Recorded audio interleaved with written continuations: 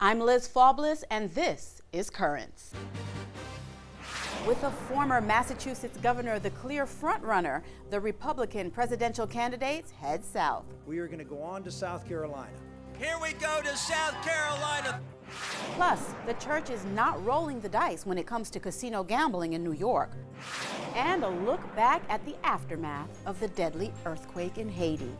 You come upon thousands of people who lost their homes and everything in it.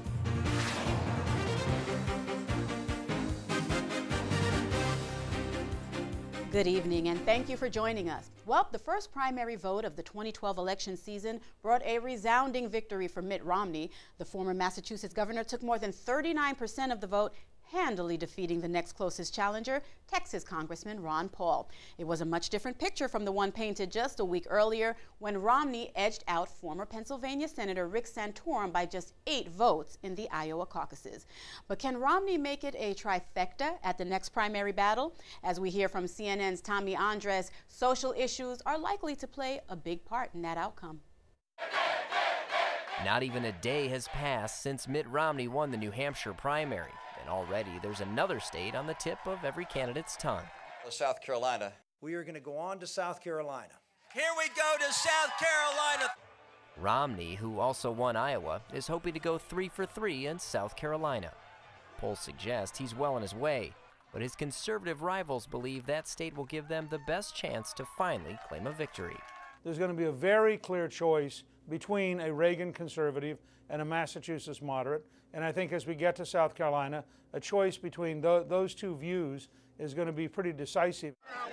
As for Romney, if he does win South Carolina, his supporters say it'll be game over for the other candidates. It's going to come down, my friends, as it always does, to South Carolina. The primary will be a high-stakes one for Texas Governor Rick Perry. After a poor showing in Iowa, he skips campaigning in New Hampshire to stake his hopes on winning South Carolina. He and the other 5 competitors will now have a little more than a week to set the stage for the next showdown. This is the battle royale. This is where it's going to take place. We've got a 30-year track record of picking the right nominee, and we're going to continue that tradition this time around.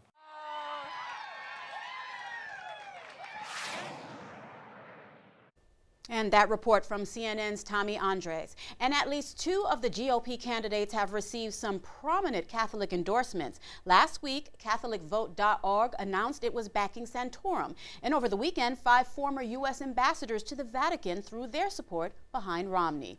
It's voters and not endorsements, though, that will decide who gets the nomination. But as we hear from CNN's Jonathan Mann, some say the current system has some serious flaws. The United States is one of the world's oldest democracies, but many critics say this is no way to elect a president, and here's why. The first 2 nominating contests are in Iowa and New Hampshire. A win in either state can give a candidate momentum, but there's a problem with giving those 2 states so much power. They're tiny. According to the U.S. Census Bureau, Iowa is the 30th biggest state in the U.S. by population, New Hampshire, the 40th. Together, they make up less than 1.5% of the U.S. population, and yet they could decide the Republican nominee for president. Another criticism is the state's racial makeup. 94% of Iowa residents are white. New Hampshire is even whiter, more than 95% white. Those states don't reflect a country where fewer than 2/3 of citizens are white, but they still play a huge role in the process and give the winners a boost they can use in fundraising. Which is the next issue, money. That's Mitt Romney's opinion, and the U.S. Supreme Court agrees. The court has ruled that corporations and unions have the right to free speech, including the right to run ads that address issues without endorsing a particular candidate. That allowed groups known as super PACs, or political action committees, to raise and spend limitless amounts of money. Romney has been a big beneficiary. Haven't we had enough mistakes? Restore Our Future is a super PAC created to support Romney. It spent $3 million in Iowa to bash Romney's rivals and President Barack Obama, too. But it isn't just a Republican tactic. Priorities USA, a pro-Obama super PAC, raked in more than $3 million in the same period. Both groups, by law, aren't controlled by the actual campaigns, but they are led by former aides and supporters. That means a potential third party would need a huge bankroll to even think about running against the Democrats and Republicans. Including congressional races, one analyst believes $8 billion could be spent in the 2012 election. $8 billion. That's $26 for every man, woman, and child in the country. After all is said and done, an American candidate can win more votes than his or her opponent and still lose. It happened most recently in 2000, when Al Gore lost to George W. Bush despite winning 500,000 more votes. Gore can blame the Electoral College. The system designed by the Founding Fathers creates a winner-take-all race in each of the 50 states. Then those states cast votes for president regardless of the overall result. States that tilt heavily to one party or the other, where a candidate knows they'll win or lose, can be safely ignored during the campaign. A handful of swing states, like Ohio or Florida, will decide the election. Carry those two, and a candidate can start picking out the drapes for the Oval Office.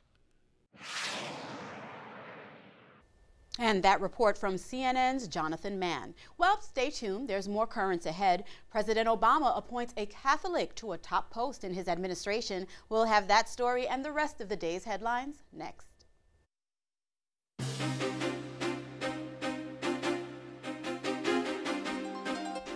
Welcome back to Currents. I'm Liz Faubles. Coming up later, we'll look back at the aftermath of the deadly earthquake in Haiti. First, let's have a look at the day's headlines. Well, with social issues playing a part in this year's Republican presidential primary, the crowded field of candidates are being asked where they stand. In an interview with CNN earlier today, Mitt Romney explained his change on the issue of abortion. Like Ronald Reagan before me, many years ago, I changed from being pro-choice to pro-life. I'm pleased with having been a solid pro-life governor. The Massachusetts Citizens for Life have written a letter describing my pro-life record as the Massachusetts governor. And I know Speaker Gingrich is going to try and throw everything he can at me. He tried here in New Hampshire. Romney has been accused of flip-flopping on the issues of abortion and same-sex marriage. Last month, though, a group of prominent social conservatives from Massachusetts defended Romney's record, saying he, quote, staunchly defended traditional marriage and vetoed bills that would have expanded embryonic stem cell research and access to the morning after pill. Meanwhile, President Obama yesterday tapped a woman with ties to the Catholic Church to be his top domestic policy official. Obama selected Cecilia Munoz as the new director of the Domestic Policy Council. Now, since 2009, Munoz has served as the White House Director for Intergovernmental Affairs, and according to a report from Religion News Service, she started her career working on immigration policy for the Archdiocese of Chicago. The U.S. Bishops' Conference says its migration and refugee services resettled 27% of all refugees to the U.S. in 2011. In a posting on its media blog, the conference says that the top 6 nationalities it worked to resettle were Bhutanese, Burmese, Iraqi, Somali, Cubans, and Iranians. The Bishops' Migration and Refugee Services works to help people who were forced to leave their home countries because of hardships.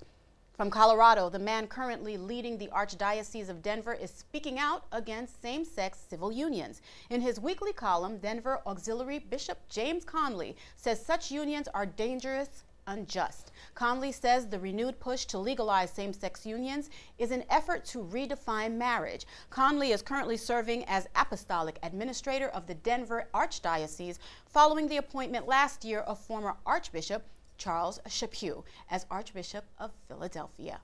Well, Kentucky's governor is standing by an earlier decision not to merge a state hospital with 3 religious health care systems. Governor Steve Beshear cited concerns of church-state issues as part of his opposition to the merging of Kentucky's University's hospital with a Jewish hospital and 2 Catholic health care systems. Now, the merger would have given one of the Catholic parties majority control of the new entity. From Nigeria, the country's Catholic bishops are speaking out against a government decision to end fuel subsidies. The bishops say the move punishes the already vulnerable and victimized Nigerian consumer. The bishops say that the government was aware of corruption in Nigeria's petroleum industry, but has not done anything to address the issue.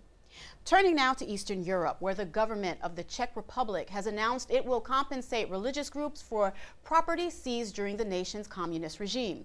Under the agreement, payments will be spread over 30 years, and the Catholic Church will receive the largest share. When communists seized power in 1948, they took control of church institutions, including any expenses. Now, under the agreement announced today, the government will gradually stop covering those expenses, including salaries for priests. Well, from the Vatican, Pope Benedict has filled an important post. Rome Reports has details. The Pope appointed Brazil's nuncio, Lorenzo Baldizeri, as the new secretary of the Congregation for Bishops.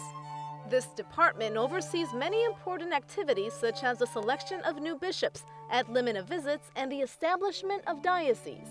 In 1992, the Italian priest was appointed apostolic nuncio in Haiti. The following years, he also worked in Paraguay, India, Nepal, and lastly, Brazil.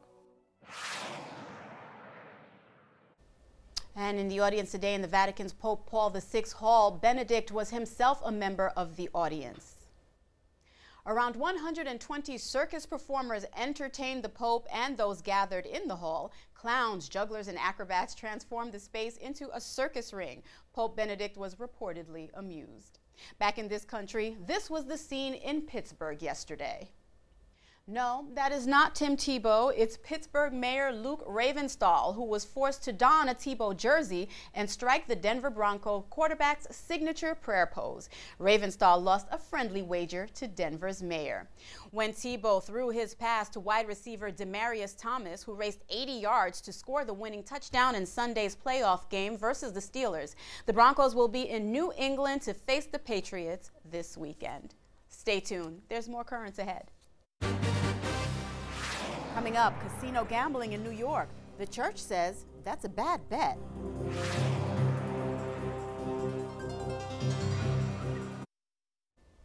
And welcome back. Well, could trips to Atlantic City, Foxwoods, and maybe even Las Vegas become a thing of the past for New Yorkers? Well, if Governor Andrew Cuomo has his way, the answer could likely be yes. In his State of the State address last week, Cuomo proposed an amendment to the New York State Constitution that would explicitly permit casino gambling here in New York. Under current law, casinos are allowed on Indian reservations in the state. There are 4 in New York, and 9 racetracks have electronic gambling or virtual casinos. The proposed amendment would allow regular casinos anywhere in the state, with the aim to boost the sluggish economy. But are there unintended consequences? Well, to answer that question, I'm joined now by Dennis Paust. He is the communications director for the New York State Catholic Conference. Mr. Paust, thank you so much for joining us. It's my pleasure, Liz. Thanks for having me on. No problem at all. And you know, I want to begin first by clarifying the Catholic Church's stance on gambling in particular, please. Yeah, well, I'm glad you're doing that because there sometimes is some confusion. The church teaches that gambling, games of chance, if you will, are really a morally neutral act. They're not in and of themselves immoral or contrary to justice. You know, you're perfectly free to go to the horse races or to even go pull some slots at a casino. But what the Catechism of the Catholic Church warns is that, and I'll quote, the Catechism says, the passion for gambling risks becoming an enslavement, unquote, and that when that happens, then it becomes a morally unacceptable act because it deprives the individual of what's necessary to provide for his needs or the needs of his family. Okay, and I also want to go on to say that the church opposes expansion in the state, and you have said that, and you've just mentioned that it is exploitive of people's addictions to get revenue, and it really is a regressive tax on the poor. Are these the consequences you feel that the state is ignoring? Yes, we're really hoping that this, the governor's proposal is considered very carefully by the legislature, that it's not just rubber stamped, because, frankly, there's a lot more to it than just revenue. Will it bring in some revenue to the state? Well, it probably will, but at what cost? Studies have shown that people who are of lesser means, the poor, tend to gamble disproportionately higher than others, and they have more to lose, certainly. You have that one great score that sort of kind of gets you out of your problems. And most people can gamble a little bit, and it doesn't hurt them, and they could leave. But there's a certain segment of the population that gets addicted, And these casinos, more than any other form of gambling, are really designed to grab those people in with the flashing lights, and they're open all night long, and they're pouring the free drinks into you and breaking down your inhibitions, and it really does impact those people who are prone to be compulsive gamblers, and it can have devastating effects on their families. People get into thousands of dollars of debt before they know it hit them, and they end up in with loan sharks or whatnot to try and make it up, and then they just double down, and it just becomes a vicious circle. And having said all that, though, Mr. Paus, Governor Cuomo says of gaming, we don't regulate it, we don't capitalize on it, but we have gaming. He estimated that expansion would create $1 billion in economic activity, much of which he said is being lost to neighboring states. Now, how do you argue with a potentially significant boost in much-needed economic stimulus? Well, funny, you're quoting the governor there, and it's funny, he uses the term gaming as you quote him, and we told gaming is Pictionary or Monopoly or games. This is gambling, and he ought to call it what it is. It's gambling, and you could raise money by legalizing prostitution too and taxing that. But we have to ask ourselves as a state: is this what we want to do? Do we want to make our money on the backs of elderly people and poor people and people who are problem gamblers? We do have a lot of gambling in the state, and there are other states like Connecticut that are also making those dollars. But there was a 2009 study done by the Connecticut Division of Special Revenue, and on the impact of Indian casinos in the state, and it found that while it did boost revenues, it also increased crime. There was a 400% increase in embezzlement arrests, a doubling of DWI arrests in the areas near these casinos. There was an increase in substandard housing for undocumented workers who were working in the casinos. The costs just went up and up. The costs for English as a second language classes for the workers that they were bringing in these service jobs, and personal bankruptcies where the casinos were 10% higher than the national average. I quickly, actually, Mr. Paus, want to add to those statistics that you're referring to. Last month, the Quinnipiac University poll found that 64% of voters backed this Vegas-style gambling. Now, if that's any guide, those opposed are clearly the minority. How do you combat that hurdle? Quickly, please. Well, I think that the way to combat it is information and education, and people haven't really thought about it. It sounds good. Cuomo's very popular, and says, oh, Cuomo's got a plan. Well, I think once people start looking into it, start considering the consequences and the not-in-my-backyard attitude, they might say, you know what, New York can do better than that. We can raise the economic climate here without resorting to this kind of revenue. Has the New York State Catholic Conference proposed any plans of its own to offset these consequences were this bill to go forward?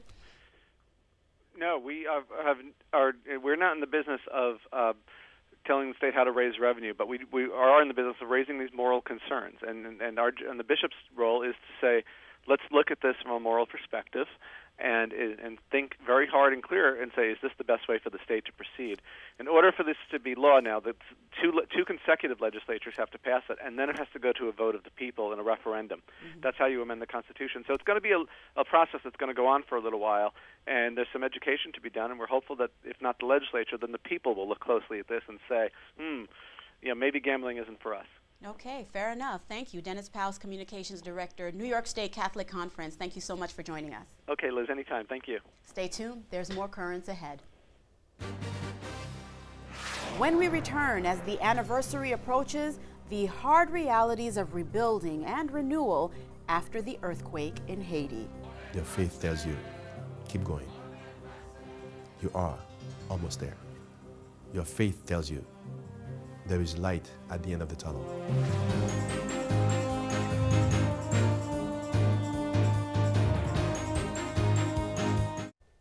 And finally tonight, almost 2 years after the magnitude 7 earthquake struck Haiti, rebuilding the country to what it once was is still a long way off.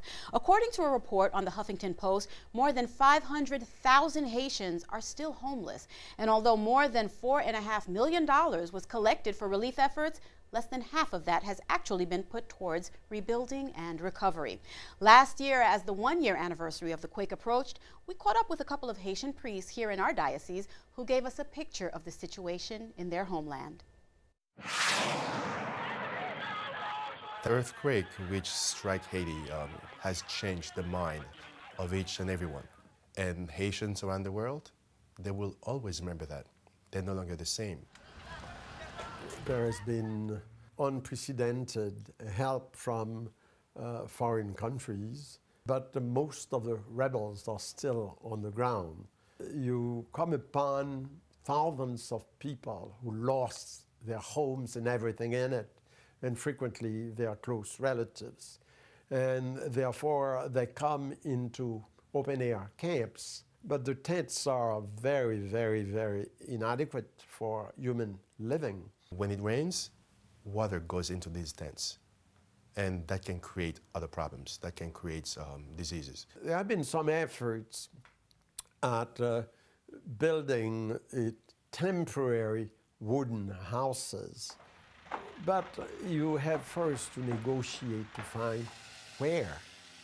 The communal response of the world showed exactly that there is a God. We see these good things. We need more. The government has always been weak.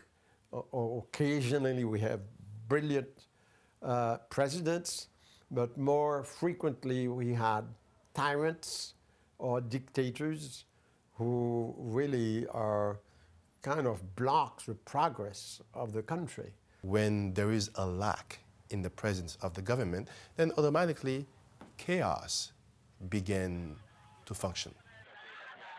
The cholera broke out at least 6 or 7 months after the earthquake, and doesn't seem to be the result of the earthquake. We could have expected this to take place following the earthquake. It didn't happen. Why it happened 2 months ago? And because of that, Haiti has seen too much. The church is still strong, but has been very hard hit, because more than 50 churches have been totally destroyed, including the Cathedral of Port-au-Prince. People are affected by the earthquake. They do their own thing to maintain their faith. The presence of the Catholic Church in Port-au-Prince was missing. When there is no foundation, what can the just man do? So you need foundations. Your faith tells you, keep going.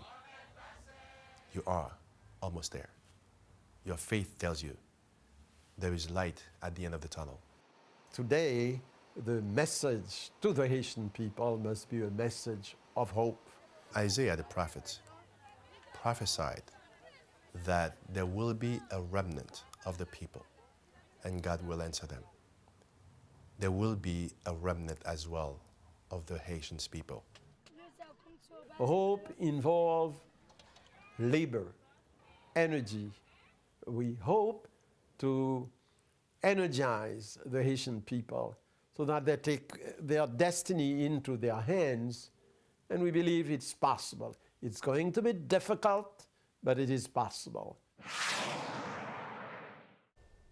And Father Donaldson Tevenin, who we heard from in that report, announced on January 1st that he was leaving his post as coordinator of the Diocese Haitian Apostolate to fulfill a 2-year obligation as a military chaplain. Tomorrow, we will hear from the man Bishop DiMarcio appointed to take Father Tevenin's place as director of the Haitian Apostolate. We'll also learn more about plans in Queens to memorialize the earthquake victims. Well, that is all for this edition of Currents. Be sure to visit us online at currentsny.net. You can also connect with us on Facebook and follow us on Twitter. And if you have a question, comment, or story idea, email us. The address is dropusaline@currentsny.net. For all of us here at Currents, I'm Liz Faubles. Thank you for watching, and have a great night.